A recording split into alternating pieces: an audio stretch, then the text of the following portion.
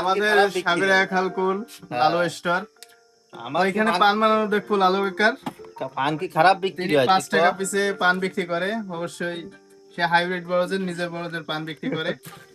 পানের সাইজ গুলো দেখেন, এমনি খারাপ পুরো হাতের সাইজ, এক হাতের এক পাতার সাইজ। কাকা তাহলে পান কয় টাকা করে বিক্রি করেন? আমার পান ফার্স্ট রে।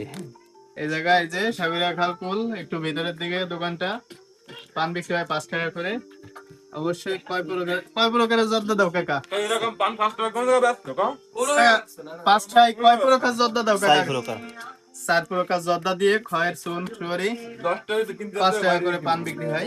হাইব্রিড বড় ডিজার বড় পান বিক্রি করে। পানের সাইজ দেখেন, 10 এর নিচে পান বিক্রি হবে। পান পুরো এক হাতের সাইজ, হাতের সাইজের থেকে বড় অবশ্যই।